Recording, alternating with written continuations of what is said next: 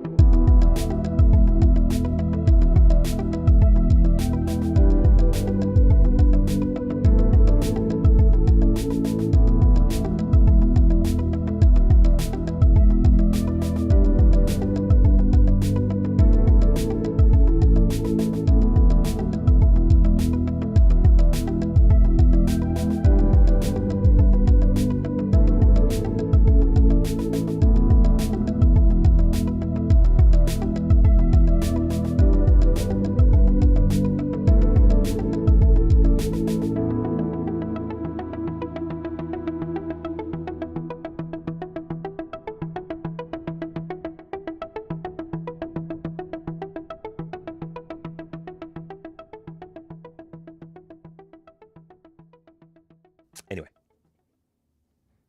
Hey everybody, before we start, okay, I think I had something else I wanted to say, but basically we're continuing on from last week, our conversation about equipment. Today we're going to focus, at least start out with the focus being on audio interfaces, mixers, and portable recorders. It's 8 in the morning here, so I'm still waking up, so I'm a little bit slow. But I do want to say before we get started that I have another live stream that I'm going to start up with Amanda and Tara, where we talk about business advice, and we're just going to talk about different elements of business and give advice and tips and to try to help you with getting your business where you want it to be. Those are going to be Wednesdays from 4 o'clock to 5:30 p.m. Pacific time. Adjust for wherever it is you live in the world. The first couple live streams will be talking about AI and just how we can use it, or how anybody running a business can utilize AI to run smarter and faster. And you'll find a link to that on my YouTube channel under my other channels. And we're calling it Brand and Business Remix. Now that we've got kind of a little bit of housekeeping done, let's get started. And we've got a comment from Pigtown Sports asking what's going on. Hey, nice to see you. We're talking about audio interfaces and mixers and that kind of equipment and anything else people want to ask us about. To get started, I'm running my audio through a Mackie DLZ Creator XS, and I've got Matt here with us, and let's bring him in. Matt, what are you using? I'm using a Steinberg UR22 Mark II, which previously I used a UR22C. I think I have the special edition now. I already feel very geeky having mentioned that entire model name. And if anyone out there knows the model that I'm talking about, shout it out in the comments because I think it's pretty great, even though it's pretty low key. And I see a Scarlett 2i2 box behind you. Yes, you absolutely do, because it's terrible. Funny story there, actually. The reason that I think it's terrible is because before I upgraded to a desktop PC, like I am currently on now, I used a laptop. And despite it being a very high-grade laptop, like it's able to push quite a lot, and it didn't have performance issues. But I believe the internal application management to manage battery and power and heat and all that stuff kept deprioritizing it every 30 minutes. And so there would be a significant lag and a reduction in signal every 30 minutes with it. Focusrite couldn't fix it. I couldn't fix it. Upgraded to desktop. Got the Steinberg. Never went back. So Focusrite, if you want to sponsor this live stream, fix the issue. Then you can come on board. And we'd be happy to have a sponsor. That's right. Yeah, I had one client who used Focusrite 2i2s, and in the couple years I worked with them, they went through at least 2, maybe 3 of them, because they just had some kind of issue one after another. It seemed to probably every 2 or 3 weeks, it seemed like there was some issue they were trying to fix at the last minute before we went live. Yeah. And I think sure, you'll correct me on this because you've got more experience, but I think that the audio mixer is one of those bits of kit that you want to be able to last for a long time as a showing that it's a good quality piece of equipment. Like some microphones will last a long time. Some other bits of equipment might have to get cycled out every 6 months or whatever just to make sure that it's working okay or it encounters a fault or whatever. But you want to have a mixer that's compatible, that's supported, that is just going to last the test of time. And Scarlett 2i2s or even the monos, the solo versions, they seem to be just the production line generating e-waste, zero effort into making sure that they're supported at every level. To their credit, I think the Windows updates and the different audio drivers and codecs used in Windows itself causes a lot of issues that people have. But still, like, that's no real excuse, I think. We've had Windows 11 for a long time, so they should know better. And already, that should give people an idea of how geeky we're going to get with this discussion. So let's get to a couple of questions real quick, and then we'll get started. So how do you enjoy the Ethos versus the SM7B? I've always preferred the Ethos. I got the SM7B just to make sure to get some experience with it, because everybody raves about it or recommends it. Everybody thinks it's what you need to use. So for me to have a good opinion about it, I had to get one to test it out. For me, I just have a pathetically quiet voice, so it's really not usable for me, even if the interface has enough gain for me. I end up with a lot of noise on my signal, so I have to end up doing more processing, noise reduction, all of that stuff. Ethos, being a condenser, doesn't need as much gain. It has more sensitivity, works much better with my voice. So I love the Ethos. The SM7B sounds fine. I have no problems with it. But for my voice, the Ethos just works better because I don't have to yell to be heard. And it sounds good. Like the processing you've got on it now, if there is any, it's incredible. I don't think you'd need the SM7B as an upgrade. Does the job. The only processing is I've got mouth declick because nobody wants to listen to that, and a little bit of de-essing. No EQ, no compression, nothing else. I run things as lean as I can. It's the best way to do it, I reckon.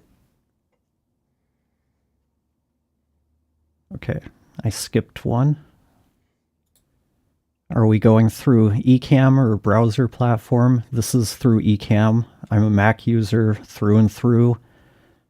The reason I went with Ecamm over something like Riverside is it's built for Mac users. So I'm a big fan of anything that's native because it can utilize everything for the platform I'm on. And to be fair, I'm a Windows user as a guest, and it seems to be working without issue, which is a good thing. Because they care about everybody. They make sure it works for everybody, but if you want to run it and be the host, you have to go to the dark side. So you can't host on Windows? Is that the Nope. thing? The main software itself only runs on Mac. That makes it easier to choose. Thanks for letting me know. Saved me a lot of research. And actually, Pigtown Sports will come back to your comments about the Rodecaster when we get into things. We've got a comment from House of Jen. Had an interesting problem once with a MOTU that caused drops, creating an almost static effect if it was plugged in during export. Any ideas what could cause that? Really, I'm a big fan of MOTU. I've used a lot of their stuff over the years, but I'm not sure what would cause static while exporting if it's connected. So we'd probably need... It sounds like that there's probably a lot of moving parts to this question, probably more that we'd need to know. Like if there's a static effect during export, and that's appearing in the exported file, is that an issue with the platform it's being exported from? Or is it being exported at the same time as it's being recorded? And so a bunch of resources are piling up on the device that you're recording with, and it's causing that static. I have a lot of questions, House of Jen. If you could provide more information, that'd be great. Unless you don't need any, Jesse. No, the only thing I can think is basically some kind of buffering issue while rendering, like you were saying. The system being almost overloaded, and maybe something about the MOTU. MOTU is... They're a lot more solid on Macs. I'm not sure if, Jen, if you were using a Mac or a PC, but I can't speak for how good their drivers are on PCs. So maybe there was some kind of conflict there. Honestly, I don't have a better answer for you. It sounds very similar to what I was trying to get at with my Focusrite issue, except the issue was happening as a lag as I recorded, and I could hear it in the monitoring from the device itself, but the issue was with the buffer rate of the audio drivers in Windows 11 and the application transport there. So it was complex and couldn't be resolved. Hopefully that's not the same for you. And those are the types of problems that are so frustrating to try to troubleshoot, because it's probably not specific to the MOTU. It's probably not entirely specific to the computer, but you have the computer, you've got the MOTU, you have your software, you have all of your internal operating stuff. There's so many elements that come into play when you're rendering audio that's not a fun place to be to try to troubleshoot. And a lot of times it's just easier to switch your device, which you did, Matt, you did as well. A lot of times that's the easiest way to make the problem go away. Yeah. And it's a bit of money, but at the same time, how much is your time worth? I'd say if you can spend 24 hours across 3 weeks trying to resolve the problem, good for you. But if you can spend $100 just to get to the resolution a little bit quicker with the same experience, spend the money. It's not worth the time. And to your point about having reliability and longevity from your interface, I've been using my Apollo for,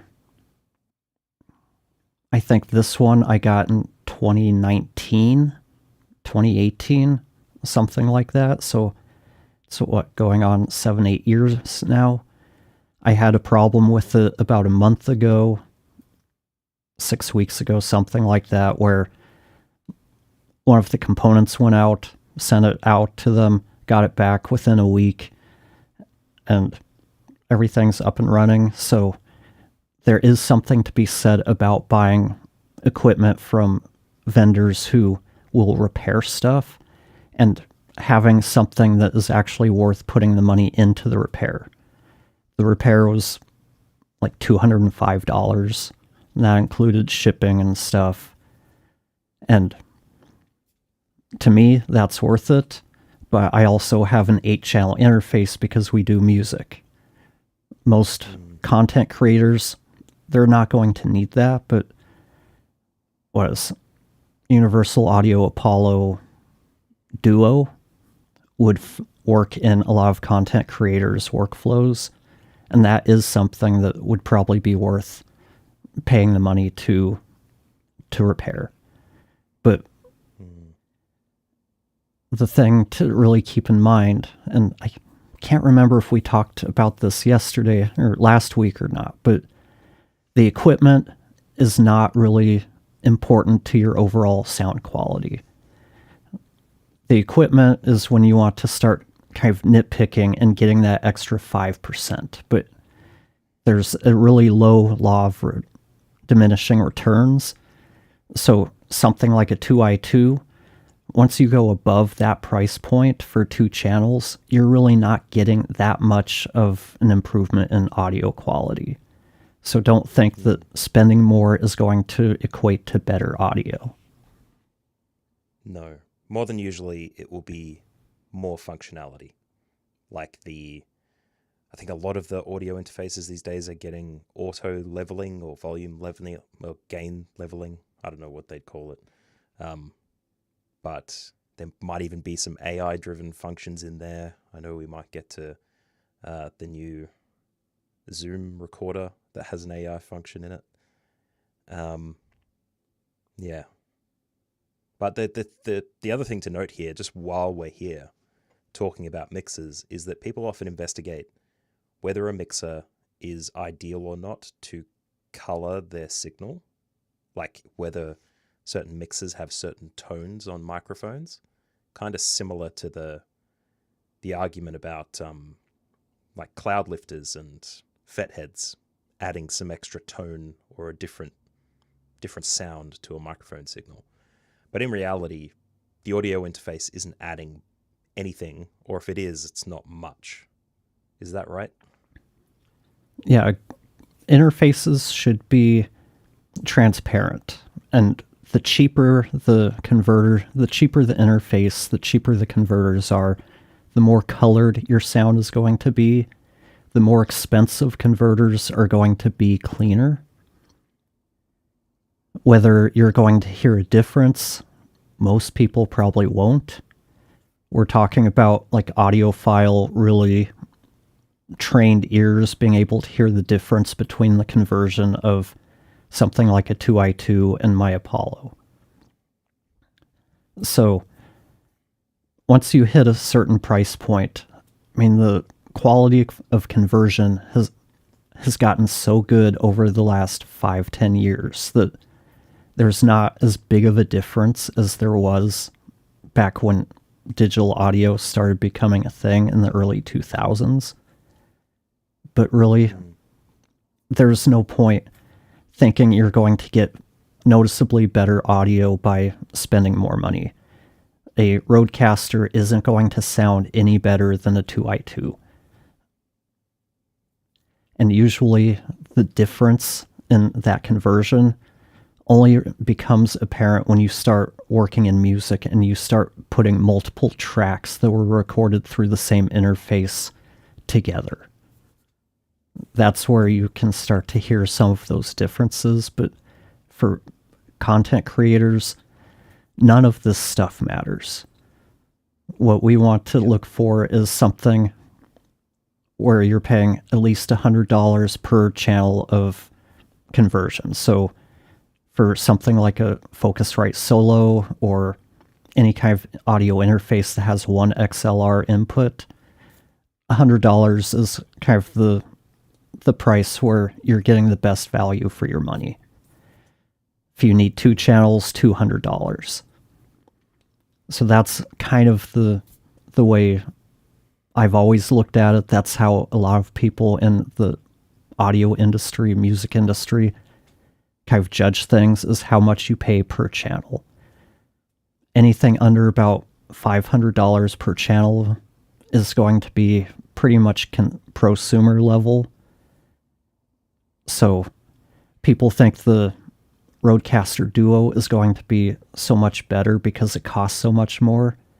You're not paying for better quality. You're paying for more features at that point. Now, I can see we've got a lot of questions in the chat. We'll jump in there in a sec. I just wanted to ask you very quickly about audio interfaces and the signal-to-noise ratio.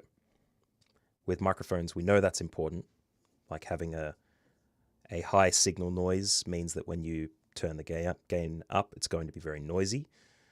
So with microphones, you want that baseline noise to be as low a decibel as possible. But with audio interfaces, do you find that that's a regular thing to look at when you're trying to buy one? Probably not in the prosumer kind of space or high quality branded ones, but if you're trying to go on a budget and look at reviews and things like that, is signal to noise ratio one of those things people should be looking for? It shouldn't be, because the reality is the noise level on any mic is going to be higher than what you get from an interface. So the noise being generated by an interface shouldn't be much of a concern. What's more important is how noisy the gain is on the preamps. That's your biggest concern when buying an audio interface or a mixer. You want it to have enough gain for the mic that you're using, and you want it to be clean throughout whatever gain range you need.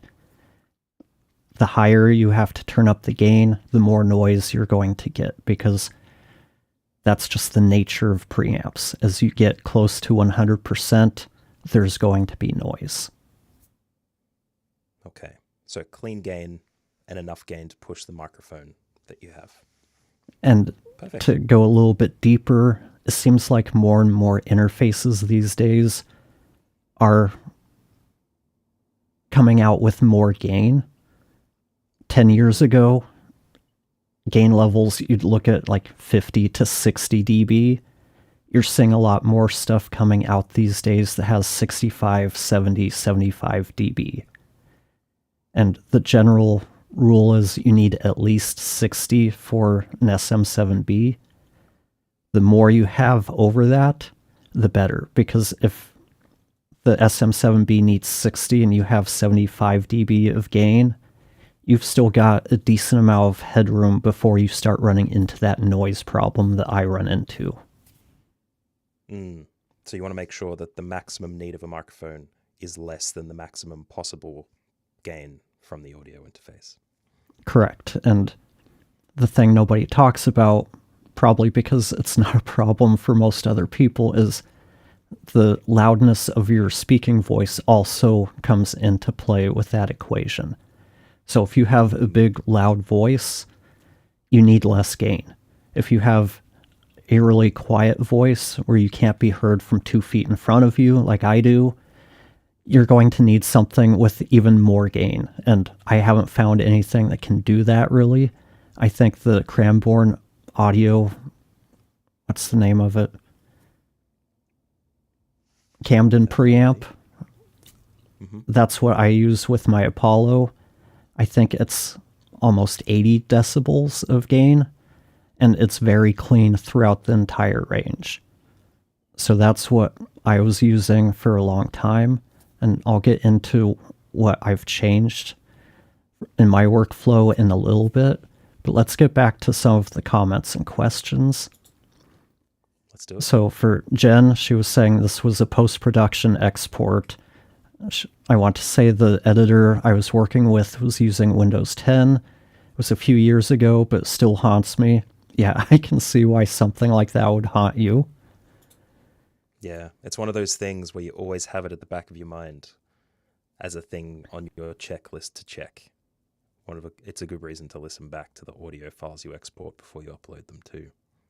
Still people who don't do that. I don't know why. Anyway. In Pigtown Sports, I really want to try the Lewitt Ray. I have the SM7B now. After I fixed my Rodecaster, it was the best sounding mic I had. Wish I didn't return my Ethos. Yeah, it's tough when you're trying to figure out a good pairing and you decide to return something, and then seems like whatever you choose to return, you end up regretting that. But yeah, if there's something I want to try, it's the Lewitt mics, because I've heard so many good things about them. They have so many different types of mics from the Ray, and if I remember correctly, the Ray is the one that has the technology that auto levels your audio, so if you move away from the mic, you don't get quieter. So that can help people who move around a little bit, keeping a more consistent sound.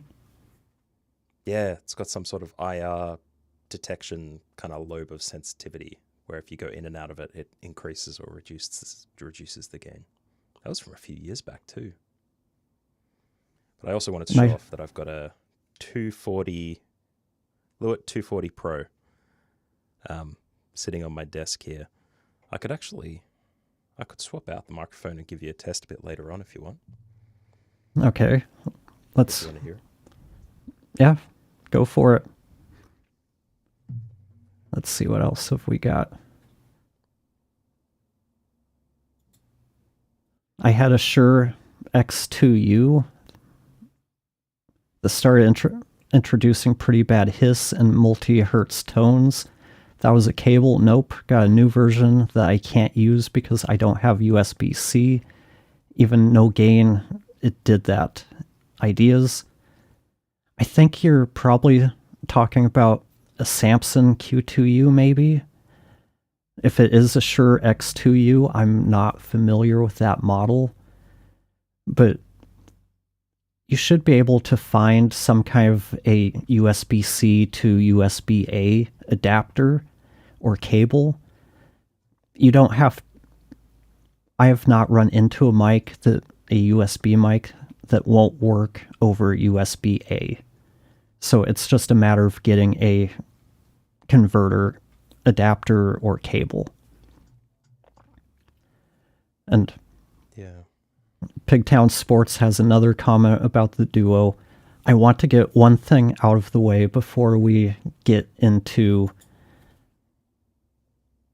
the talking about the Rodecaster, and that's just we need to talk about use cases, because a lot of people end up with equipment they don't use because they see what other people are using.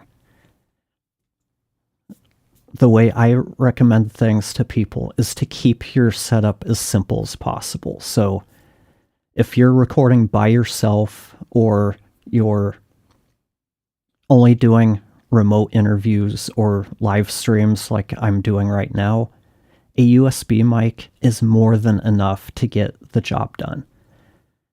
I'd rather see somebody spend their money on an MV7, a Shure MV7, than to spend it on an audio interface and an XLR mic. It's just a much simpler setup. Fewer things to go wrong and fewer things to troubleshoot.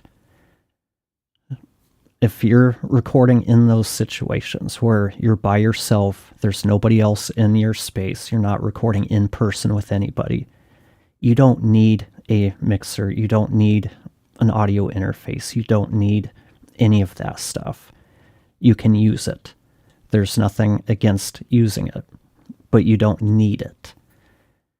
When you start to need an audio interface or a mixer or a recorder is when you're interviewing people in person. You need to connect more than one mic into your computer. And up until, 2 or 3 weeks ago, you could really only reliably connect one USB mic into a computer.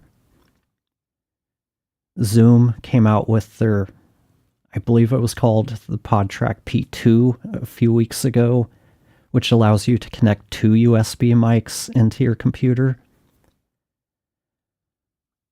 I think that's something that doesn't, if you're doing 2 mics, at that point, I'd rather have XLR mics. It just offers you so much more flexibility, but I understand if there's probably a market of people who have 2 USB mics that they had bought. They don't want to, or they're not in a situation where they can return them, and they don't have the ability to purchase new mics. So the P2 solves that problem.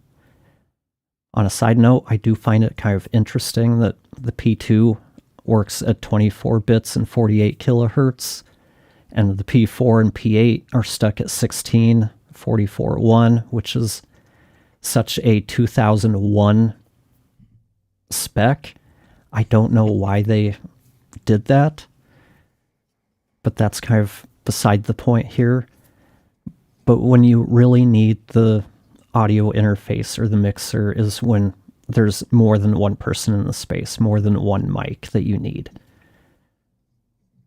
What you want to choose depends on your needs, because an audio interface will get the job done, a podcast mixer will get the job done, a portable recorder will get the job done. So let's talk about those 3 things for a minute. Specifically, mixers. There's 2 types of mixers out there. You have traditional music mixers.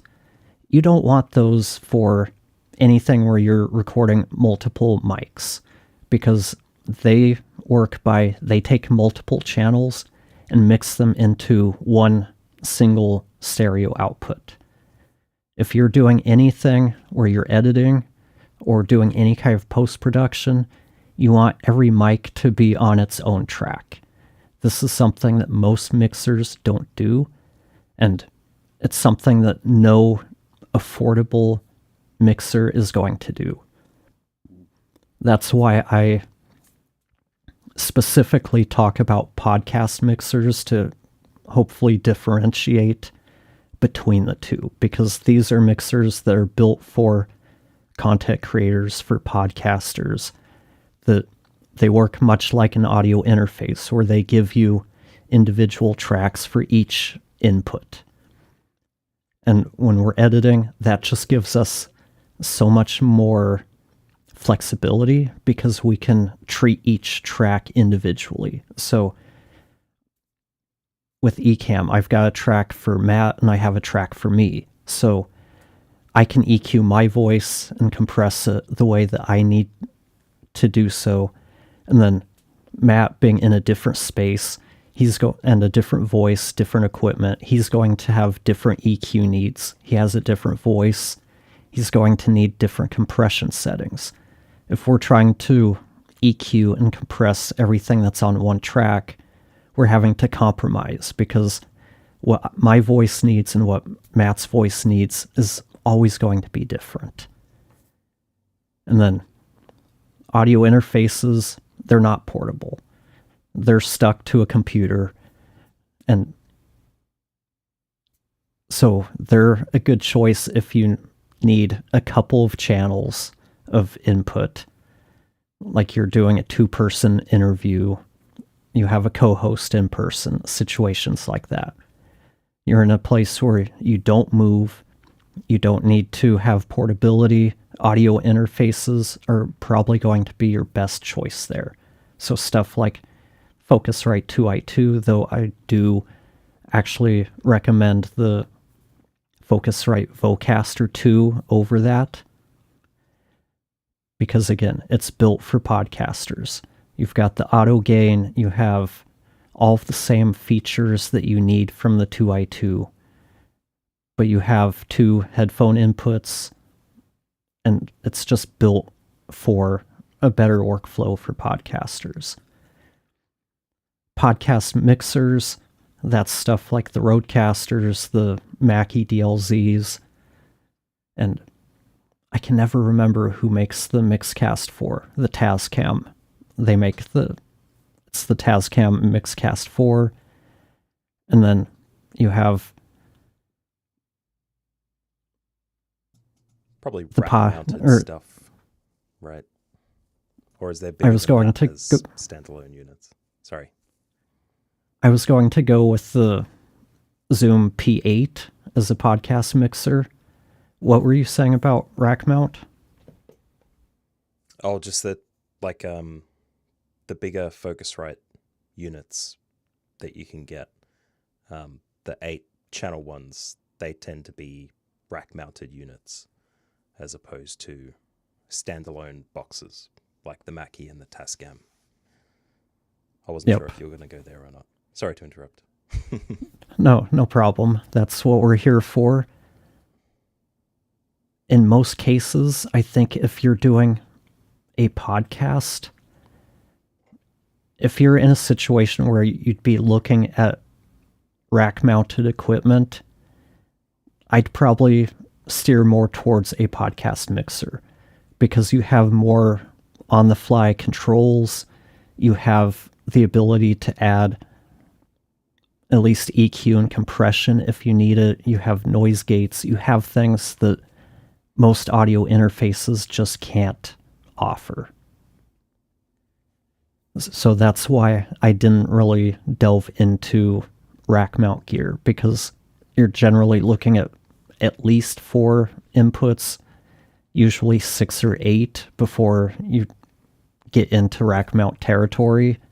And for most content creators, that's just overkill, or there's better options. Absolutely. And the last category are portable recorders.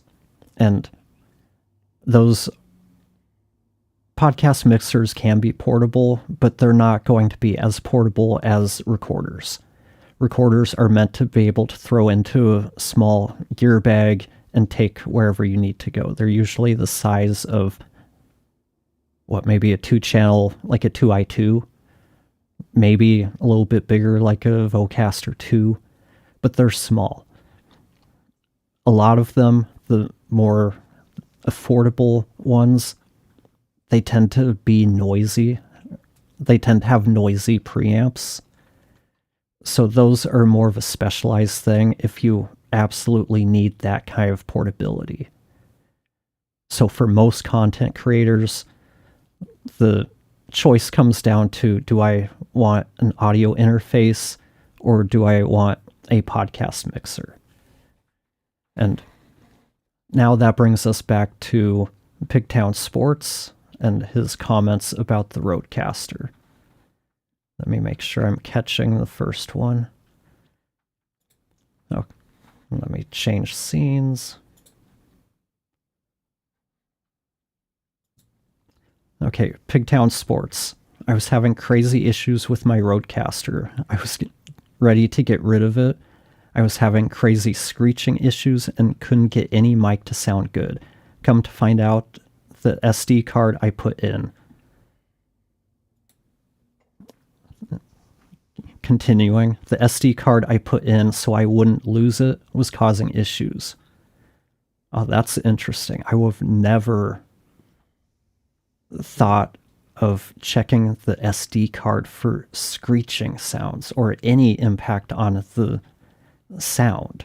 And if you're still with us, Pigtown Sports, I'd like to know, was this something you heard live or was this on the recordings?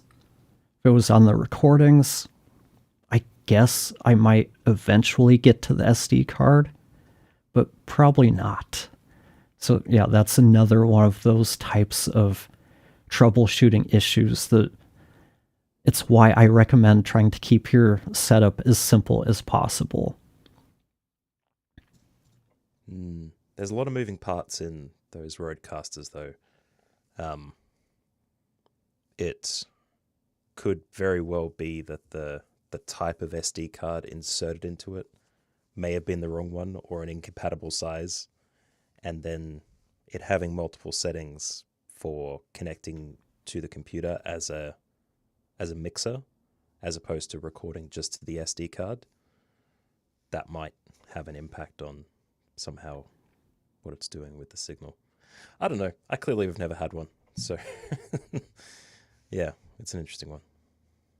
Yeah, and honestly, you're not missing much, because if you don't have the need for all of the other things the Rodecaster brings in, you don't need one. But so many people end up with one because it's a pretty box with bright colors. They did a really good job designing it and marketing it, because now everybody thinks you need to have one to sound good. Yeah. And there's an interesting counter argument as well to like the sound pads and the onboard compression and stuff, and having that extra gain can sometimes be a thing. But anyway, he's got an additional question.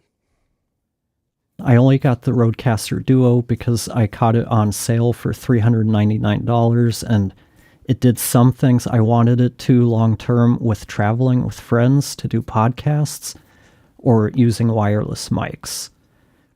And yeah, same thing as to why I had the SM7B. I got a Rodecaster Duo because everybody talks about them. I'm sure I'll end up with a client who has one and needs help setting it up. Setting these up, like you were talking about, there's a lot of moving parts. It is not an easy device to wrap your head around. I've seen people make the comments that Rodecaster Duos they're kind of built for people who have an audio background, and it's confusing if you don't have that. I have an audio background, and I find it very confusing to work with. The menu system, to me, is not very intuitive.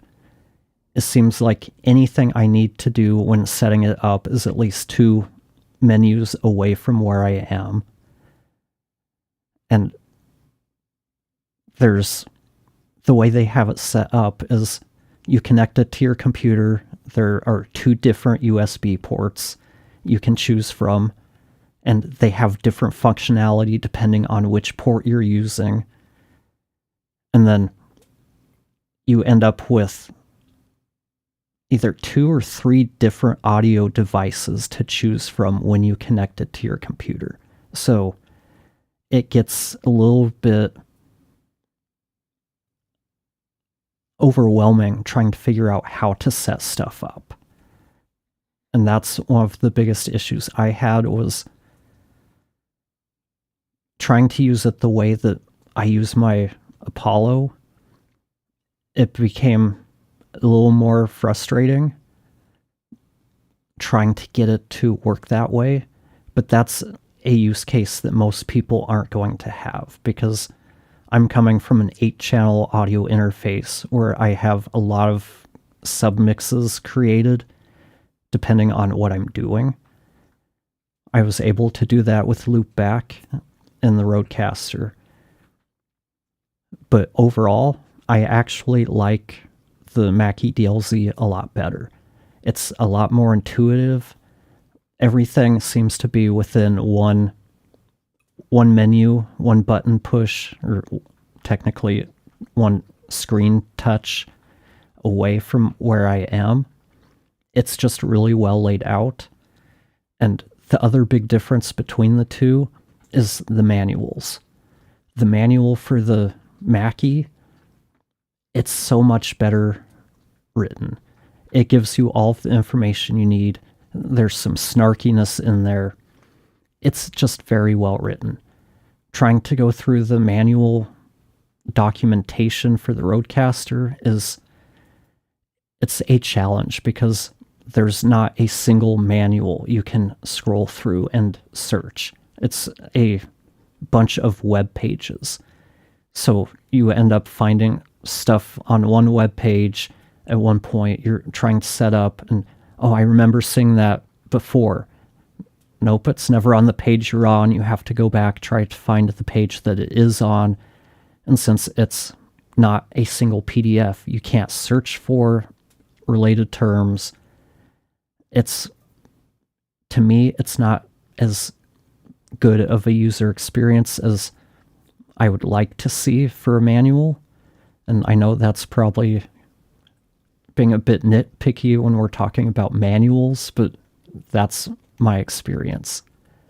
And the other thing that I really liked about the MkII DLZ over the Rodecaster is it has a De-Esser. For someone like me, that's really nice to have for doing live streams. And that's where these devices, I think, really shine. The Rodecaster or the MkII DLZs is for live streaming because everything is sitting there at... Sorry, not sure why we have a comment up here. But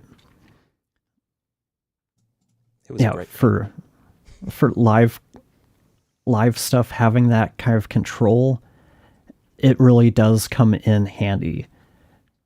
And being able to have, and Matt, you kind of touched on this before, that there's having EQ is good live. Having some compression can be good live as well, but you don't want to overdo the compression on a live call because too much and you just can't undo it. Yeah, the destructive signal thing is an important thing. And the question for that comes up is about whether you're doing post-production or not. And obviously you can't for a live stream, so it makes sense to dial that in well. But yeah, compression is a tough one, definitely. And that's where the mixers come in. They give you more of the tools you'd have on kind of a live production. You've got EQ, compression, noise gates.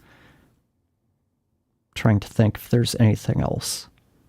I know the Rodecaster has big bottom, but that's something I think there's really no use for. It's just to make people sound better in their heads, but whenever I've worked with someone who used it, I have to EQ out a lot of it because it just makes things too resonant and boomy.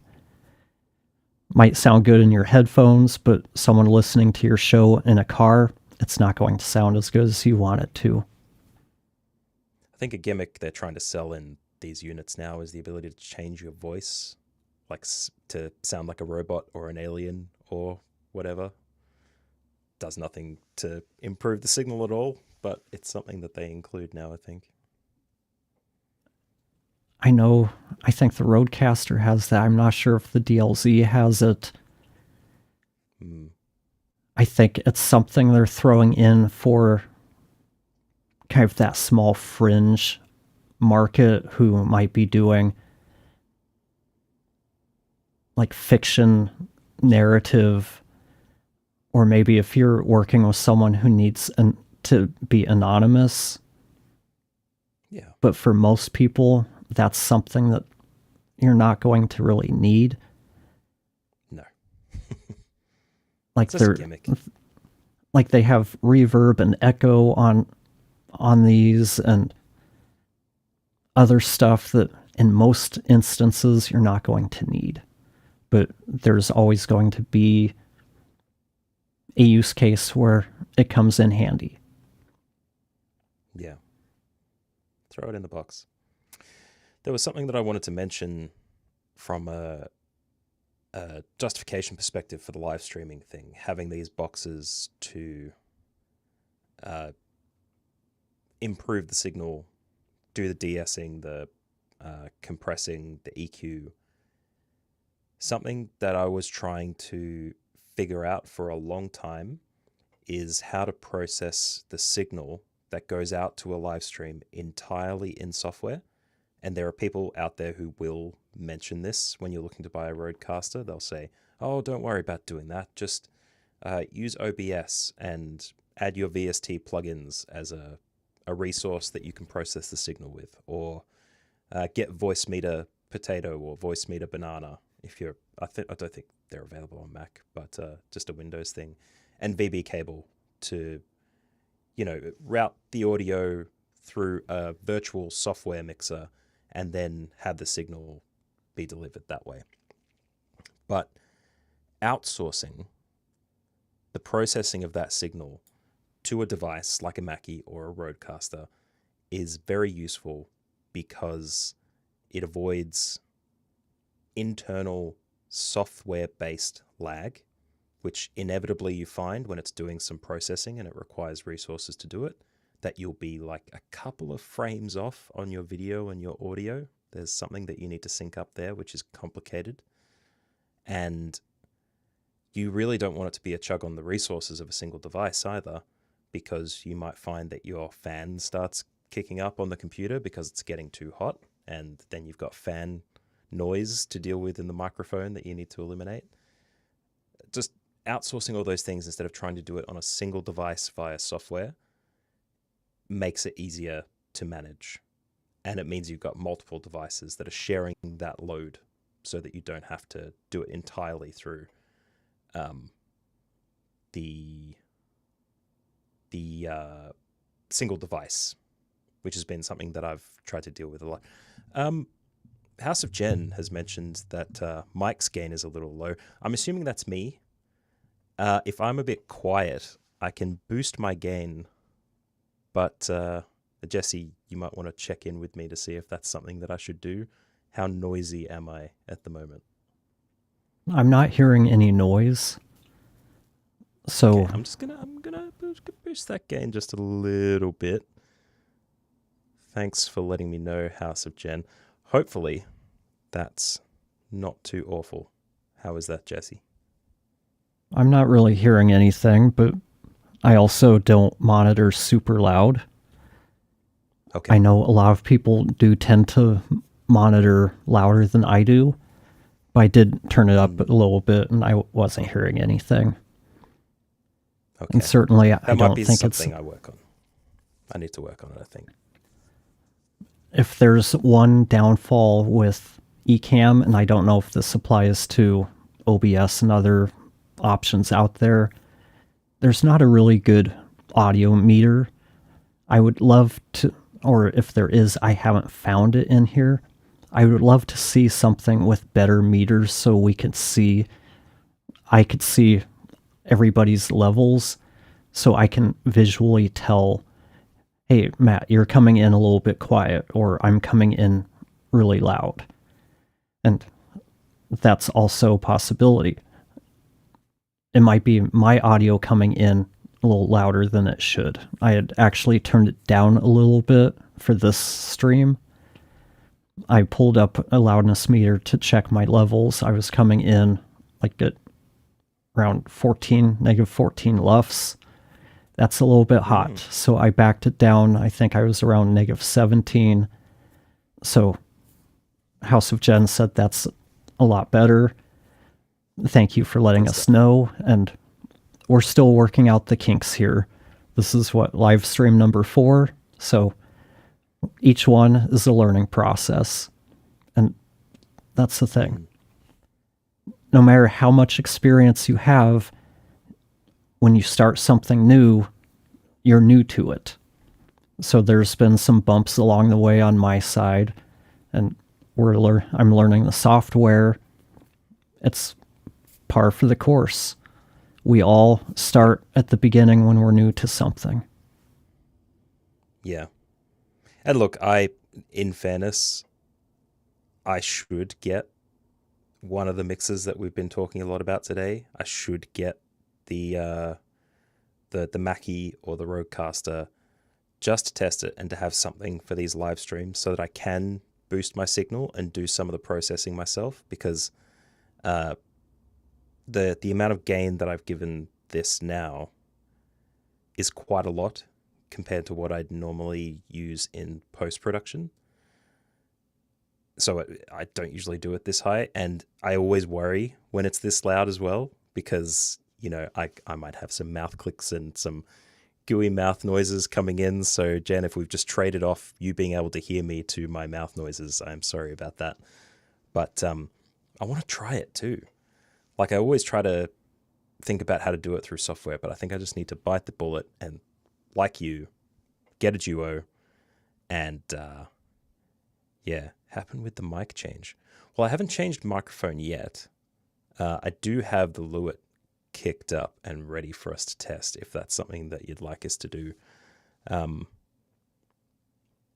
don't think I checked. Anyway, point is, don't play with your mics on stream is probably a good lesson number one.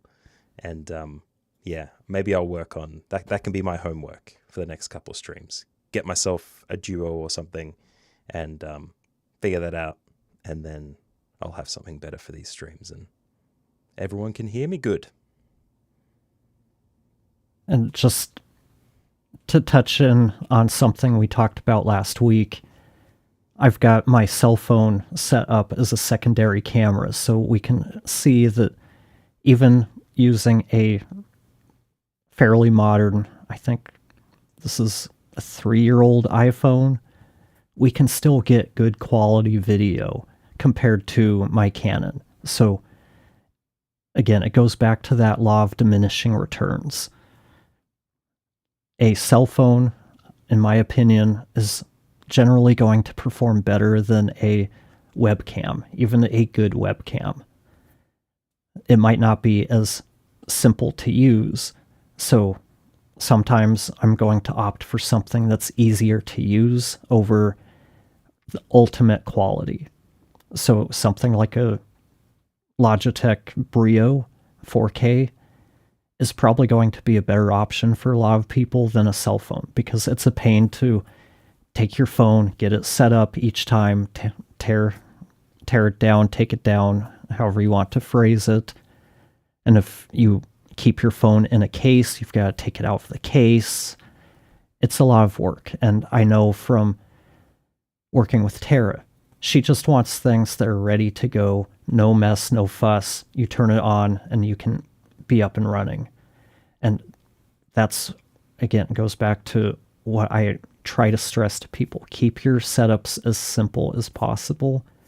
It allows you to get up and running faster. There's less to troubleshoot.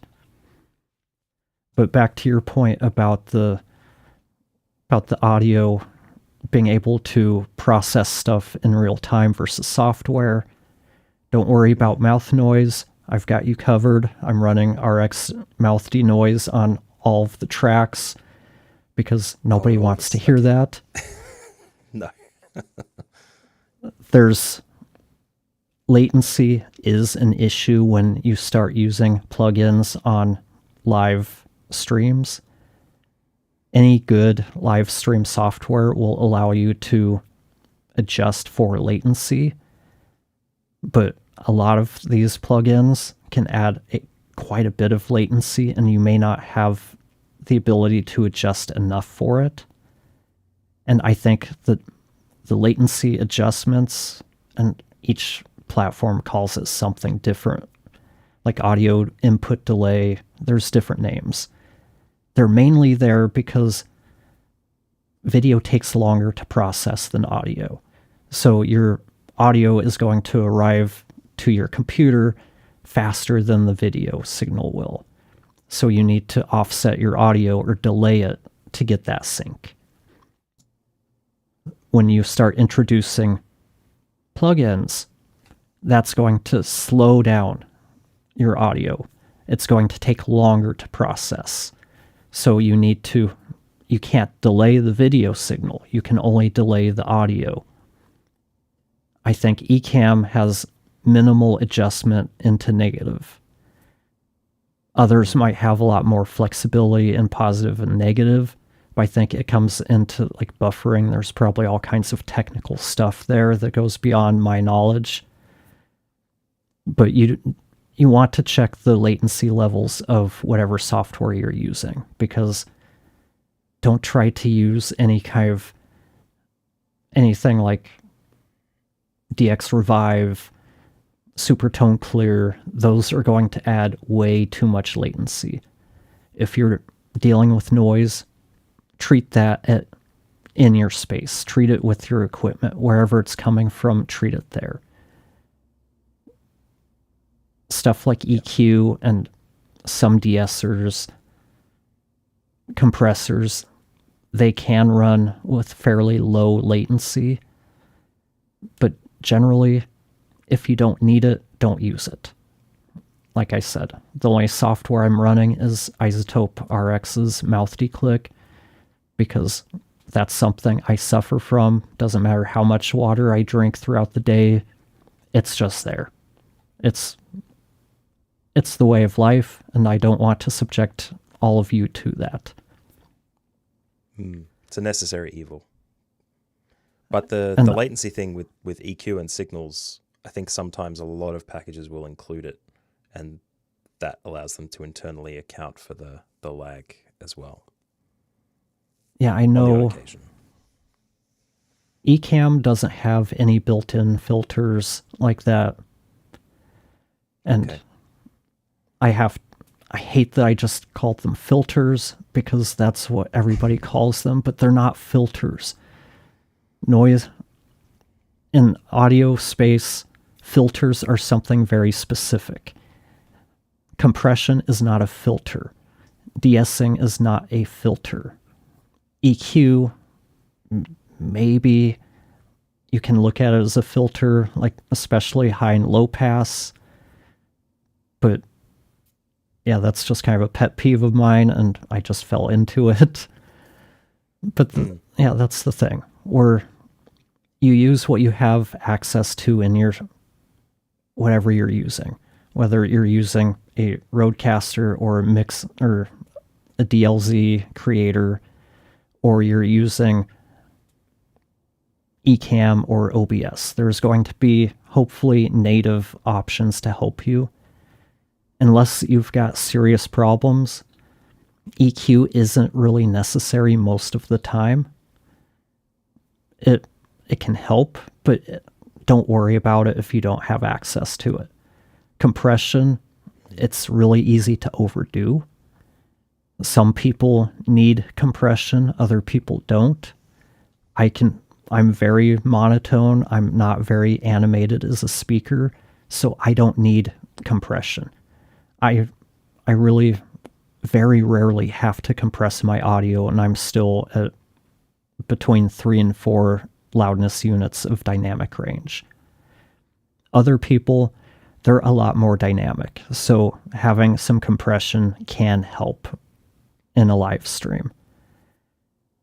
And one of the other things I really liked about using the Rodecaster and the Mackie is having a hardware mute button. I can't say enough about that, because I don't have that on my Apollo. I'm sure there's a way to do it through the front panel, but I have to have things configured a certain way. It's not as easy as just pushing a button and unpushing it. And since my audio interface is rack mounted, it's a much further reach than something over here. And that's really why I'm not using my Apollo interface for the live streams and really for most of my content these days, because I'm moving my content production over to Ecamm to try to streamline things so that I've got everything planned out. I hit record. I can switch screens to different things, so I'm spending less time in post-production, and having stuff like the mute button, having everything in a package that works much better for that style of working. That's why I have 2 audio input devices connected to my computer. It's overkill for most people, but if you think about it, as I have a music background, we record music. That's why I have the Apollo interface. I would not get it just for creating content. And having used both now, using the something else for the content creation just makes things easier. Sounds like a very well-rounded way to put together your choice of audio interface selection and gear. And how to keep it measured. You don't always have to go big. Just go with what you need and what adapts to your workflow. And that's the thing. Most content creators, they've got a Rodecaster and a Shure SM7B because that's what they see other successful podcasters, YouTubers, content creators using. You see it, and they sound good, so you think it's the equipment that makes them sound good. There's a lot of things behind the scenes that we don't see that impact how we sound. A Rodecaster Duo and an SM7B, that's, what, $850? Something around there. I'd rather take an MV7 and put, that's what, $270, $280, and put the remainder of that $850 into stuff that's going to help my space sound better. Get a few sound panels. Get whatever's going to work within your budget. That's where the sound quality really gets the improvement.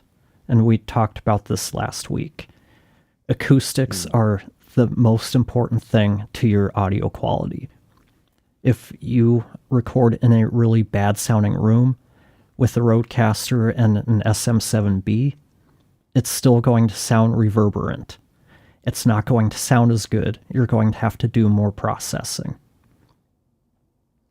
The interesting part, like I've just thought about it a little bit more there as you were explaining it, that you make the same mistake on both ends. Whether you spend $1,000 for the most expensive equipment that everybody else has, or you spend, $100, $200 on the lowest level stuff so you can get started. You're going to make the same mistakes. You're going to find that your room is noisy. You're going to find that the equipment doesn't work with your setup, that there's particulars with your voice that you need to fix up. The thing is, if you start out big and spend lots and lots of money to start with, you've spent a lot of money that you could otherwise spend if you bought the cheaper stuff to find the things that improve the vocal experience a bit more. But if you start expensive, you can't spend more money, presumably, unless you just have an unending budget, in which case it's not an issue. The journey of finding and optimizing your audio to the point where you're going to be able to dial it in, to learn what works for you and your space, your post-production, your pre-production, if it's, live streaming, dialing all of that in, whether you spend a lot or a little, there's going to be some work that needs to be done there. So why not buy the MV7 and, I don't know, a MOTU or something? Just take it for a test run. Give it a go. See what you think. And then the more you know, the better you'll be able to choose further down the line. Exactly.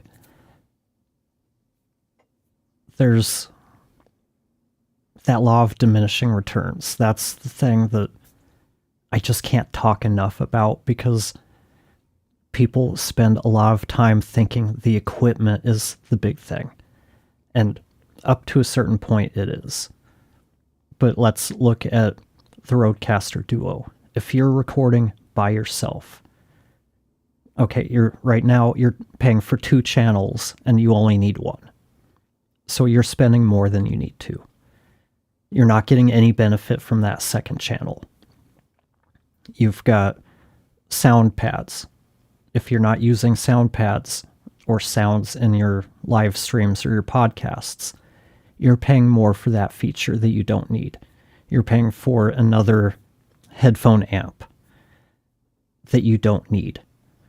So if you don't need any of these features, you're just spending money you don't need to, and you're not really getting any improvement in the audio. So that's why I really, when I see people post online, what should I get? Everybody's like, oh, just get a Rodecaster. We need to ask questions about what our needs are. We need to make our decisions based on what we actually need. And what we need is often different than what we think we want. So that's why I try to ask more questions to people, trying to figure out what their use case is, how many mics they need, do they use sound effects, to be able to really help advise them on the best piece of equipment for their needs and their budget. Yep. Don't ask what equipment you need. Ask what you should be thinking about before you look for the equipment. That's always what I prefer to see. And it goes back to something we see working with businesses and individuals. A lot of people self-diagnose. I've got a podcast. I need something to connect my mic to. What should I get? So they do a bunch of research, and then they go online and say, should I get a Rodecaster or a MkII DLZ? They've already set on these two, but they're not giving us the background as to what they actually need. And that's why it goes back to, you have to be cautious about where you get your advice. There's a lot of people who they recommend what they know. That's why when you see threads online, what mic should I get? No other context. You'll get a bunch of people saying, you should get a Yeti. Well, why? That's the mic I use. Have you used any other mics? Well, no. So how can you know that that's the best mic for this situation if you haven't used anything else? I think I saw Don Barnes make the analogy of, it's like someone asks you, what's the best kind of pizza? Who has the best pizza? And you tell them the place you like. Well, have you tried any other pizza? Well, no. So how can you know that that's the best pizza if you've only tried one? And very few people have tried a bunch of different mics. I've tried a handful. I've tried the Ethos SM7B, Audio-Technica ATR 2100X, MV7, the Samson Q9U, and the Heil PR30. That's 6 mics. There might be the 7th one, the RE20. That's 7 mics. There's a lot more mics out there that podcasters use than just those 7. I don't have experience with any of them. I have a lot more experience hearing a number of the others that are out there. So I have a pretty good knowledge or grasp on what's out there and what I feel works well and what doesn't work so well. Most people have used maybe 2, 3 mics at the most if they're podcasters and have been doing it for a while. And usually they start out with either some really cheap no-name mic, and then they upgrade to something else and then move up to like an SM7B, or they start with a Yeti, then they go to a Q2U or 2100X, and then they go to the SM7B. Whatever the case is, unless you're podcastage, most people haven't dealt with dozens, let alone hundreds of different mics. So you have to take everything you see online with a grain of salt. Try to figure out what their background is. Are they trying to sell you something? Are they someone who has a wealth of experience with the equipment they're talking about? Or are they just a content creator who are showing you what they use? Not saying any of them are misleading you, but we have to ask these types of questions because some people out there are really good at sounding really convincing about what they're talking about, but know absolutely nothing about what they are saying. I've seen people describe compression in basically the complete opposite way of that it works. They sound really convincing. They have diagrams and everything that makes sense if you don't know compression. But if you actually understand it, you know, okay, that's not actually the way that it works. So just have some awareness of that. And do the research.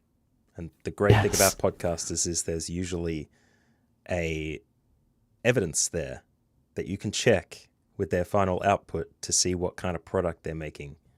And if they recommend an SM7B, but you listen to their podcast and it's echoey and it's full of reverb and it sounds awful because it's too compressed, then that would be how you can justify that a little bit there as well.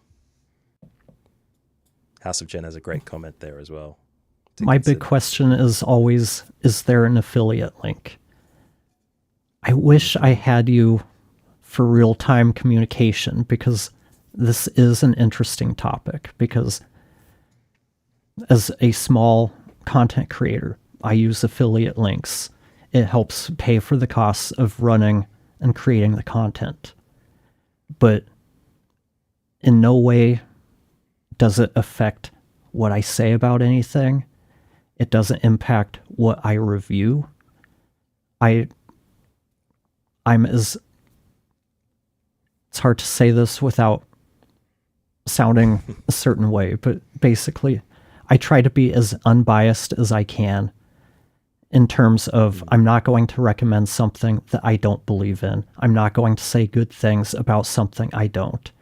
Anybody who's watched my review videos, I'm just as critical about things I use every day. I don't know, Hindenburg comes to example. You can tell it's early, comes to example. Hindenburg comes to mind. I love so much about the product, but there are so many things that's like, why is it like this? This could be such better software if they weren't so rigid in how they approach things. But yeah, I try to have ethics when it comes to that. I got these headphones for free. I disclosed that in the video I did for them. I had an affiliate program with them. I did make some money from the reviews. But at the same time, I didn't do an overwhelmingly glowing review of the headphones. I truly love them. If I didn't, I wouldn't be here using them almost, 16 months later.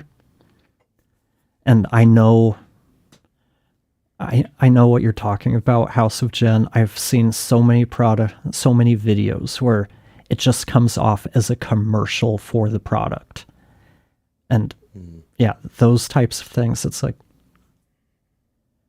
don't be honest with how you feel about things. And if a company's not going to pay you for it, and I think that's, to me, where the fine line is. I don't have problems with affiliate links as long as the people are honest and ethical about what they're saying. There's a lot of people there's a term for it that I'm drawing a blank, but basically companies will pay other people to do, it's called user-generated content, where you see companies paying users or customers of theirs to do videos about using their content. Those start to become a little more of that infomercial type realm for me. What about you, Matt? Yeah. Oh, I really don't like seeing that stuff. I recently what did I do? I went on the hunt for a new set of Bluetooth headphones, and I got the Nothing over ear headphones. Not great for walking around, but ideal as Bluetooth headphones for podcast interviews, I think. But anyway, YouTube started recommending me videos about people using in-ear monitors as gaming headsets and just for general use. And the hyperbole around how they described those units, and then, for the ones that I watched anyway, and then followed up with that affiliate link. I thought, nah, man, come on. Let's be real about it. I like the way that you described it, Jesse, where someone is just real about how they describe the product instead of trying to pump it forward and try and push people into that affiliate to push the sales. But my brain immediately went to social media comments when House of Jen mentioned that in the comments for this live stream, because there are people that I've called out who have pushed products or recommended them rather in response to questions, and then hidden their affiliate links when they share a link to the product that they want them to use. There's one bloke, I won't mention his name, but I also don't remember it, so that kind of helps him. He was sharing Descript links all the way through podcast forums, and they were just links to his affiliate or referral program or whatever with Descript. And a lot of the time I would say, hey man, so that's an affiliate link. Do you actually recommend the product? And it'd either be crickets, or he'd go, yeah, it's my affiliate link, but I love the product. You should click it and you should, go and buy Descript. Nah, mate. Ethics. I like what House of Jen said here. We do seem to be more ethical folks than others. And I think the proof is in the pudding with you, Jesse, with your videos. I haven't managed to prove myself yet, but I will very soon. Yeah, that's just how I am. I'm going to be honest in things. I'm going to give my viewpoint to kind of go even more in depth. I got an email sometime last year from Descript. The first so many people that do a video on some new feature they had. I can't remember if it was Underlord or something. I think that's what it was. We'll give you $100. I did it. I was not pleased with the product. They still paid me. I was honest with where I thought it was lacking. I probably didn't have much good to say about it, but they still, I don't think they even watched it. They just went through and paid everybody who did what they asked. So I have to give them a bit of a thumbs up for that, for being ethical in how they do that. And they're not going to say, well, you weren't positive, we're not going to give you your money. But that's the thing. Content marketing is a big thing for companies. It's about how ethical everybody is that's involved in that. And I hate watching videos where in the middle, I know there's something that says this video features a sponsored thing. But you're watching it, and then all of a sudden they stop and, hey, I use this for this purpose. I'm using XYZ stock music for the music in my episode. And then it's like a 5-minute commercial for a product, and then they go back into it. I don't know. I don't like that kind of content. If it's something I use and it's in line with the content that it's going into, I'm probably a little more tolerant of that. And I don't know. I can't say that if a company came to me and said, hey, we'll pay you $5,000 to promote this and related content, that I'd say no. But I'd have to do it in my way, in a way that I feel comfortable doing it, where it's my wording. I have full control over it and they don't have any say in it. If they're just giving me a script saying, hey, read this, no. That's not how I do things. And then House of Jen, I wish I could join y'all, but I'm not set up for it or have any experience with it. It's not my area of expertise. And that's fine, Jen. We've got comments. That's good enough.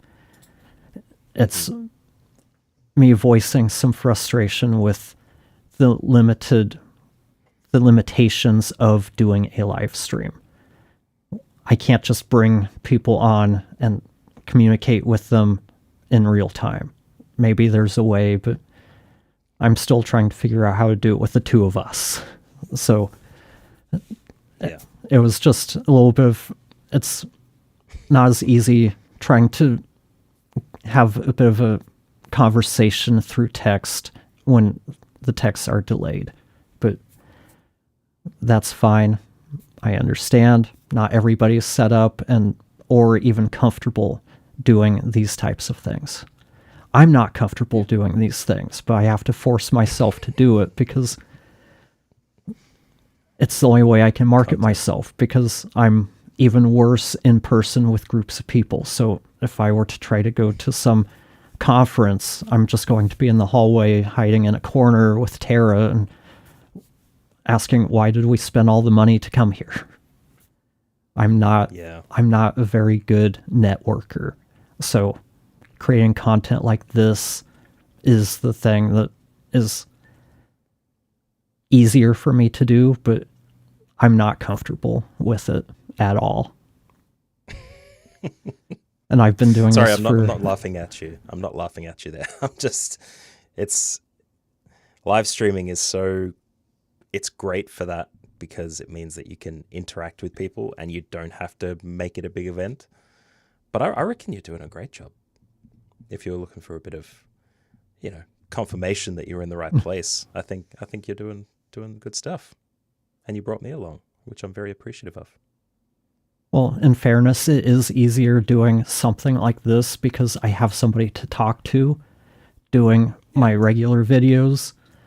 It's even more uncomfortable to sit there and just talk to a camera with nobody else there, nobody to interact with, nobody to see. You just feel like you're talking into the void. Every once in a while, somebody gives you a comment on your video, but for the most part, it just feels like you're talking into the void. You don't know how well things are coming across, so you just hope you're doing the best you can, and you move on to whatever's the next thing in your day. You could take that comment, lift it, and move it into a teacher, like a teaching comment, and it would be exactly the same. That's why I don't think I have too much of a problem with it, because of my teaching background. I can talk to a room of people who definitely don't want to be there on a Friday at 2:30 p.m. and try to teach them stuff. Same with adults. Yeah. Conversation. It's the key to everything. Yeah, and I mean, that's why we're starting the live stream with Tara and Amanda, again, to help with content marketing, start building that know, like, trust factor.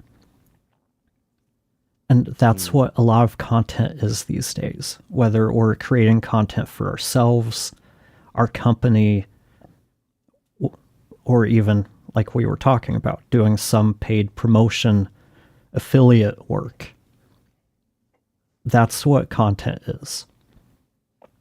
It's about finding the people you trust, the people who you feel have the ethics, who aren't just out there trying to sell you on stuff. I see a bunch of content where it just turns into a commercial for their services or their community. They give you just enough that's, I don't know, basically what you can gather from doing a Google search or asking AI a question. But if you want more, sign up for my community where I offer this, this, and this. Okay, that feels more like a commercial. My whole approach is to give as much value as I can, then people who are receiving value, they'll be able to return it one way or another. That's why I set up the Ko-Fi thing. If you're someone who needs help with editing, I have a community and I have courses, but I'm not here pushing them down your throats, because if I do that, I'm just spamming you with long form content. So I'm spamming you and wasting your time. That's not really my thing. Our whole approach, and that's why I wanted to work with you, Matt, because I see you sharing a lot of value without pushing people into anything that you do. So we align in that regards, and we want to help people. We're here to help the podcast editors out there, the content creators. If we get people who are interested in our business and our services out of that, that's great. But if you just want to take the value we give you and create better content for yourselves, that's a win for us too. Yeah. And that part of my journey was made easier because I had nothing to sell at that stage. Soon I'll have products to sell. But the funny thing is that I have a podcast with a couple of other, I guess, business partners on another project. They're both based in the UK.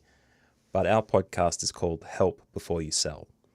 It's kind of based around the idea that podcasting is a great way to do that, to create content in conversation with other people that you can then use to deploy your services. But the idea that you're giving value to your audience before you have something that you're going to sell them, or expecting them to buy from you before they get some value from you, like solve a few problems. That's the best way to get into someone's good graces, instead of telling them that you can solve them, but only if you buy a ticket and then, move into the members section. So help before you sell. That's the biggest thing. And if you want to listen to the stuff we talk about there, and I realize the irony of mentioning that in the context of this particular conversation, but my co-host on that podcast, Peter Daly-Dixon and Rob Drummond, are both either networking experts or marketing and storytelling experts, and I'm in there as well. But what we talk about covers not just content podcasts, but anything. If you're a coach or someone trying to sell services, helping is always the thing that you should do first. So check out. And you've been helping for 90 minutes plus. This is our fourth stream. I don't think you mentioning your podcast for a couple of minutes here really goes against I've earned the credibility. That. I can do it. Exactly. I think I got this from Christo, but you want to Christo from the future, just in case anybody wants to look him up. He's really probably one of the leading people on helping creatives run businesses. And one of the things he said is you want to aim for giving out 9 pieces of value for every one thing you ask in return. And that's how I've always kind of looked at things even before I saw that. We want to give as much value as we can. The people who are interested in what we do, they're going to reach out to us. Not everybody is going to. They're not potential clients, so that's not going to matter if we only get 2 people out of 10 who reach out to us, or 2 people out of 100. We want to get those people who are actually interested, instead of trying to sell people on, hey, we know what we do, come join our community and you can get even better. And then you sign up for the community and you go, there's nothing here. There's nothing of value here. I just got ripped off because I thought there would be more under the hood. I mean, the truth is, you can probably go through a lot of my content and learn everything I've put into my courses. There's enough there, but it's not put together in a way that's easy to consume and learn in a structured way. But it's there if you're interested in figuring it out and putting in the effort into really learning and being structured in how you do it. And House of Jen commenting on my whole thing about creating content, that pretty much sums up the content creator's experience, talking into the void. I know that's definitely how I feel. And what about you, Matt? Do you feel like that sometimes? Oh, yeah. All the time. I got trained to do it well because back in the pandemic, when I was delivering virtual training, we told people to turn their cameras off and mute their microphones for some reason. So even with people there, I was talking into the void. It happens all the time. But I can understand muting the mic. The camera, maybe people were getting distracted or people were showing up and had their, who knows. We saw a lot of strange things during COVID. That's it. And we learned a lot as well. The value of having faces on screen to connect with and see that feedback as a trainer or a teacher. That's a big component. I think the reason we did it at the time was to try and preserve bandwidth for people, because Microsoft Teams was in its infant stages at that stage. And that's what we were using to deliver the training. So we wanted to make sure they could actually see what we were sharing on the screen and what I was saying, as opposed to, having to upload their own video as well as receive everyone else's video. Yeah, I think it was a technical thing. Seeing faces, always better. But yeah, and getting comments from the people out there watching stuff, like you, House of Jen, and Pig. Can't remember your name. Pigtown Sports. Yeah, I couldn't think of that middle word, Pigtown Sports. Yeah, so PTS. For the people interacting, thank you. It really, you may not realize it, it does mean a lot to us. It means that we do know we're not just out there talking into the void and just me and Matt talking back and forth and nobody cares. We care. But we it's great care. when other people care too.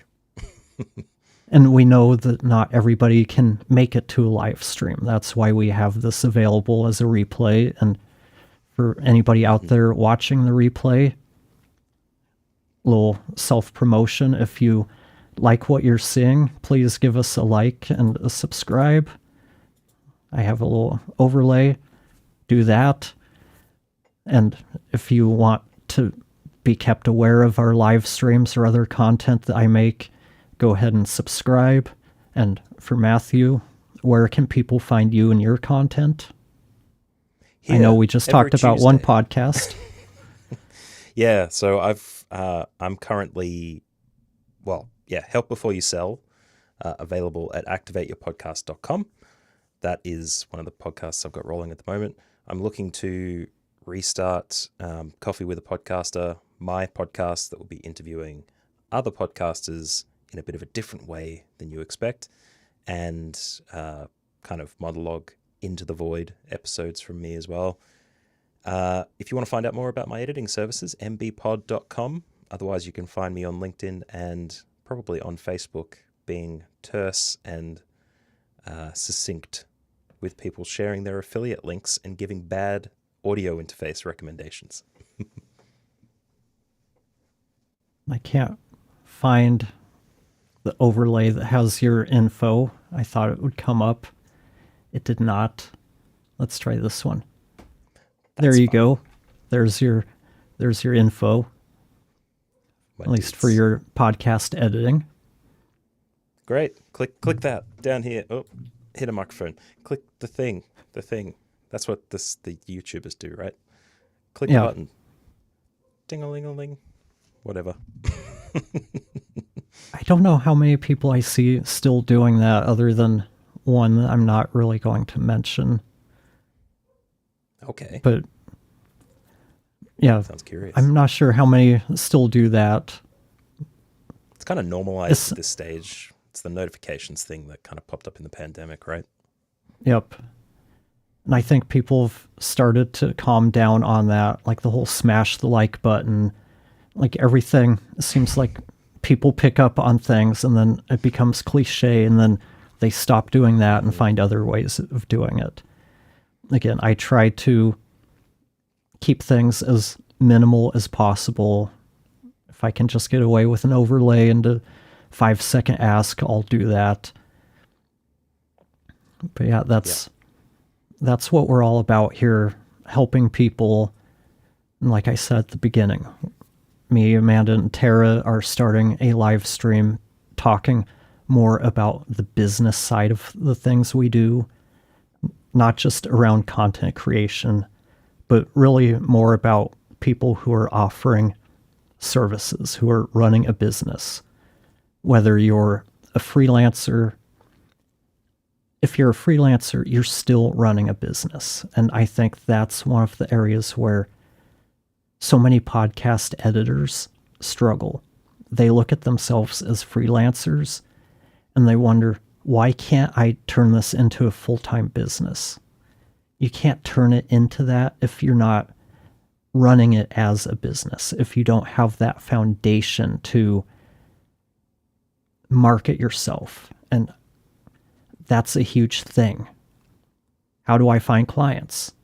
Well, if you're getting all of your clients from word of mouth, unless you have a huge network of people who need podcast editing services and you're the person they come to.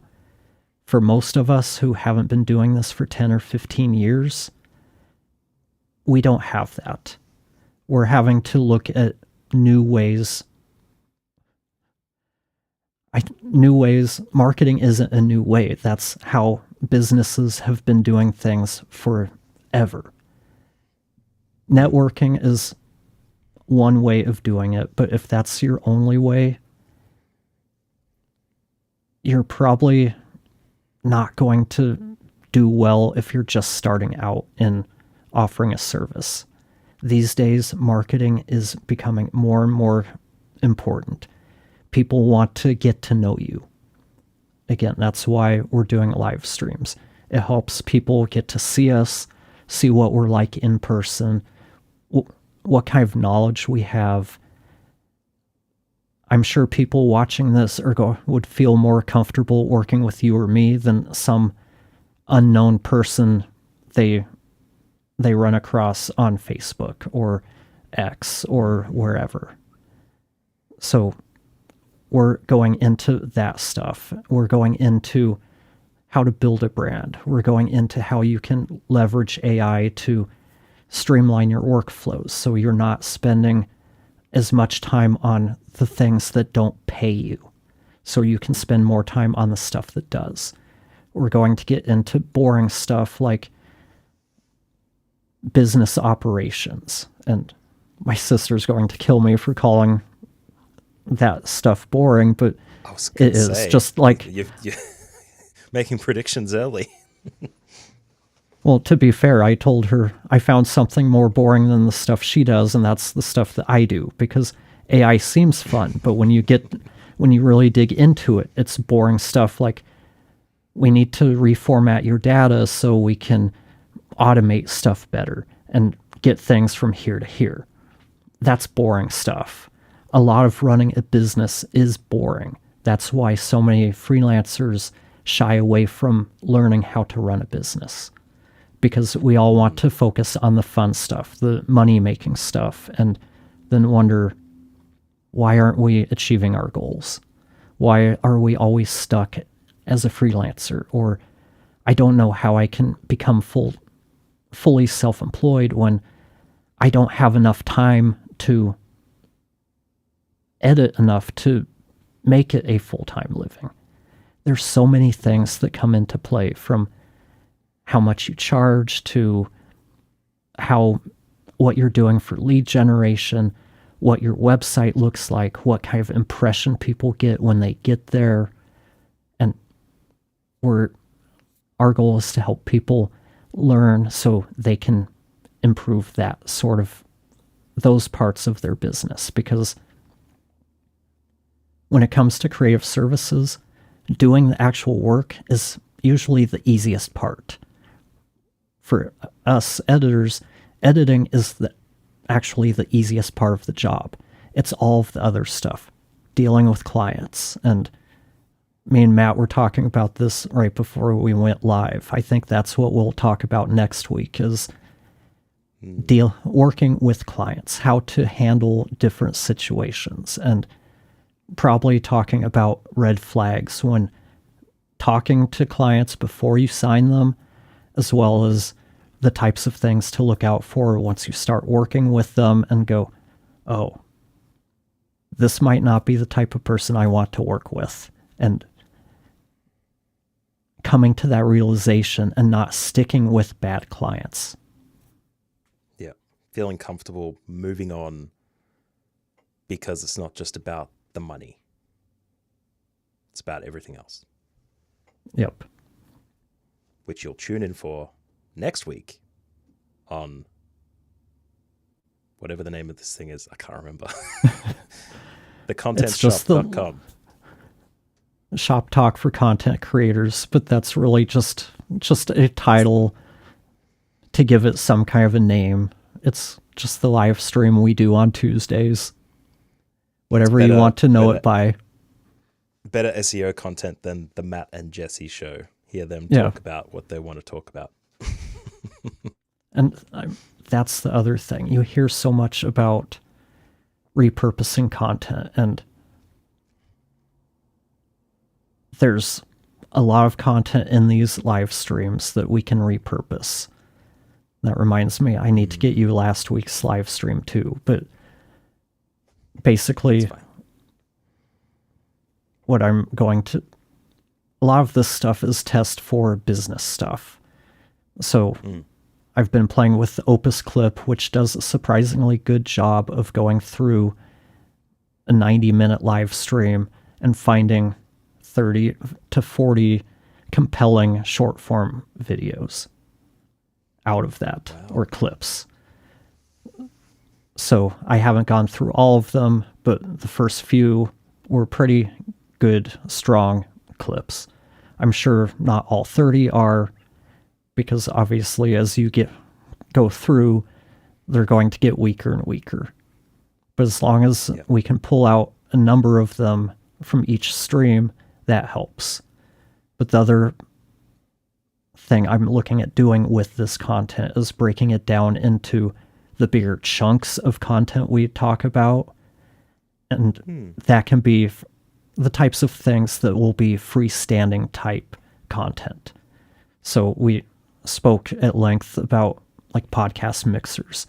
I can probably chop that up into a 15-minute piece that can be a standalone video that I can title and market as Rodecaster versus Mackie DLZ.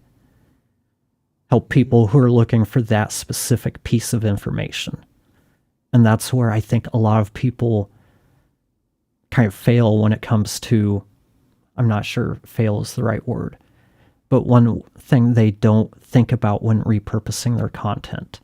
They just think about shorts and putting it up on YouTube and TikTok or wherever they put it. You've got longer form content in there that you can also repurpose. And then I'm still trying to figure out how to take all of this content and store it in a way that we can use it for creating content for newsletters for our mailing list. Right. So that's where the AI is coming in, trying to figure out how to build a process. So we've got this repository of all of the things we've talked about, all of the stuff I create videos for, and be able to basically chat with it and say, I need three pieces of content for my newsletter. Go pick it out. Let's focus on podcast editing for this newsletter. And it'll pull 3 pieces out. I'm not there yet, but that's what I'm working towards. Sounds good. I'm going to be doing something similar for Coffee with a Podcaster. I've been very deliberate in my time with it being down to think about how the content goes out and how I use the interviews specifically that I've done with people. and not just doing the usual podcast. Put it everywhere in the format it was recorded in or edited in, and that's it, and think about nothing else. I'm going to try to be very deliberate with it and see if I can do something a bit different like you're talking about here. Be interesting to And I compare know notes. when we were talking a few months ago, whenever it was, you said you kind of went back to the drawing board for Coffee with a Podcaster. Is that what it's called? That's the one. The easy way to remember it is as an acronym. It spells QUAP, which I think is memorable. But anyway, continue. You were talking about how you did the first season, you took a step back to reevaluate and kind of not really rebrand it, but look at who your audience is and how you can better reach them. Is that right? Yeah, more to figure out who I want to talk to, because it's super easy in podcasting specific content to deliver it to the lowest common denominator. And like entry-level podcasters, for example, making sure all the content is accessible for them.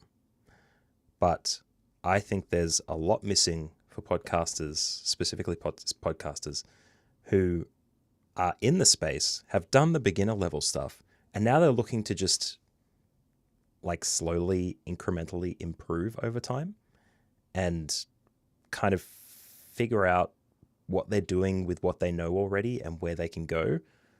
And Coffee with a Podcaster is that now. And it's a better, just as a peek behind the curtain, it's a better brand for what I want to do business-wise as well.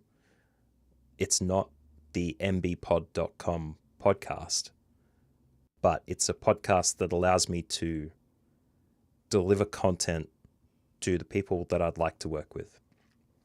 And I don't just want to be a podcast editor anymore. I want to be able to be a coach or a consultant or help people directly with the problems they have and have a product for that. I'm still thinking about it. But specifically, the phrase that someone helped me come to with a bit of work was helping podcasters flourish. And I don't think helping podcasters flourish is giving them the tools they need to bring them into the space. It's about the podcasters who are already here, who are looking to change or adjust with the paradigm shift that seems to be happening every 6 months. Basically, the people who are here already, giving them what they need and helping them get to the places they want to go. That's what Coffee with a Podcaster is going to be about when it launches in a couple of weeks. And I've said a couple of weeks. I don't actually have a date in mind, but I'll let you know on the relevant stream when it's going to be coming. Where the previous 18 episodes or whatever I did, they were very focused on very basic, low-level stuff. Just wasn't activating me. I was not motivated to come back and make that content. So I'd rather help the people who are here already rather than try and bring more people in, you know? And that's where identifying audience and really taking the time to do some self-reflection, like you said. You did the first season and you came away from it not feeling it. Like, this isn't what I want to keep doing. So you took that step back, did some self-reflection. This is what I want to do. This is how I can create content around that to try to help build that awareness, build that brand for that personal brand for Matthew Bliss as someone who can help you as a podcast coach or consultant, someone who can help you take that next step, because we all get to a place where we kind of plateau. And it's tough to break through that first ceiling without help from somebody, because trying to figure out how to do this stuff, learning things on our own, we have to know what to search for to get there. That's where teachers, of whatever sort, whatever you want to call yourself, a coach, a consultant, a mentor, whatever. That's where these types of people really come into play. And I've worked with so many people who are just starting out and end up coming to me because they need help with equipment or this or that. And in 1 hour of time, I'm able to answer a ton of the questions they've been struggling with and probably investing days or weeks trying to research. And anybody who's researched anything with the Google machine and now AI has kind of learned is, I mean, I think AI is getting a little bit better for this stuff, but using Google to search things, you get 50 different answers that some of them are in agreement, some of them contradict others, so you end up even more confused than you started when you did the search. I think AI is helping that in that it's a lot more concise, and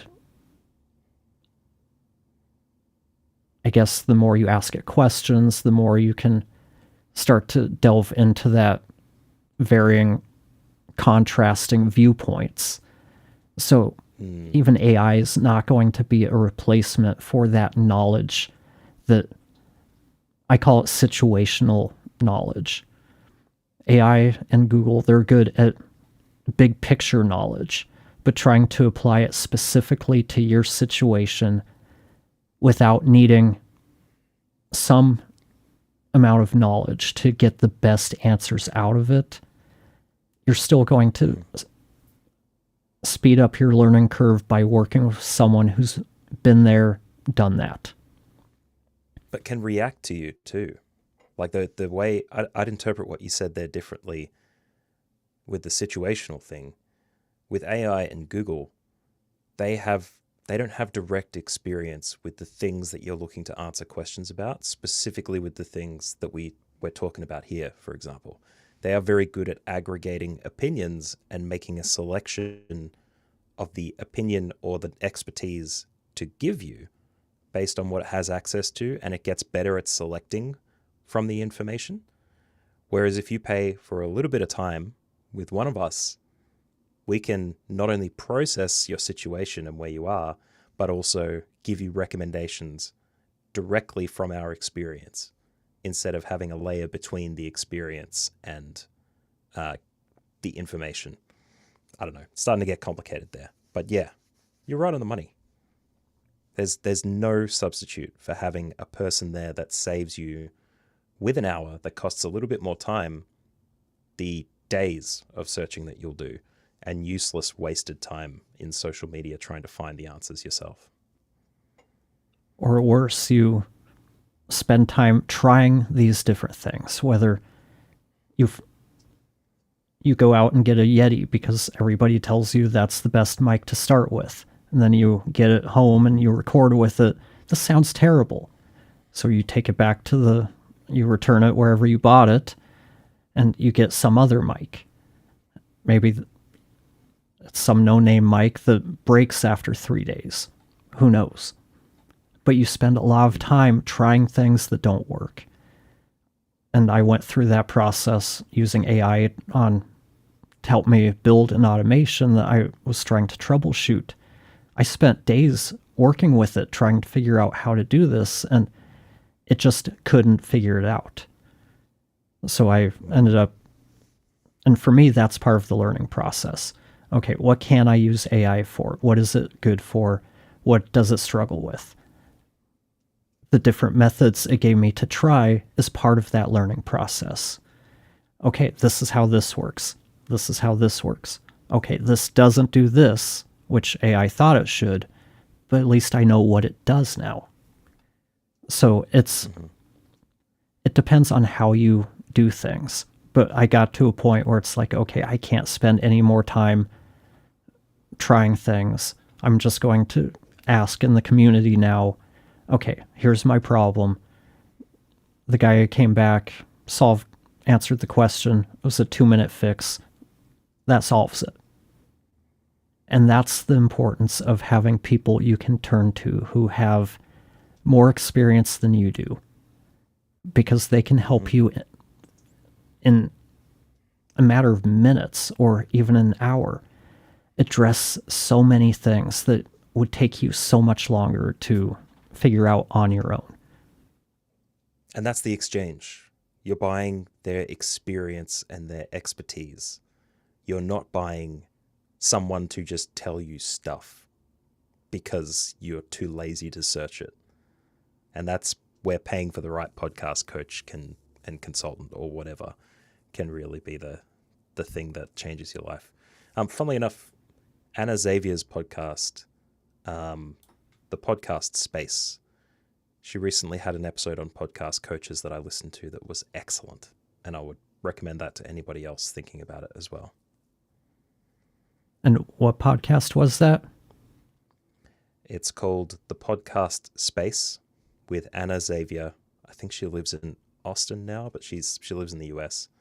And she offers coaching services as well as marketing services, and she's got a focus on multilingual content creators, which is really cool. But she's a good person to know in the industry. Sounds like it. And one final comment: or spending time and money on plugins that don't work for what you're trying to do. Mm-hmm. Yeah, I think all of us have been there. Tried something, people rave about it, and then it's not really a plugin, but Adobe Enhanced Speech comes to mind as something a lot of people talk about, and you try it, and I mean, to me, it's not that good, but that's a whole other topic for another day. We're at the 2-hour mark, so I think House of Jen, I think this is a good place for us to wrap things up.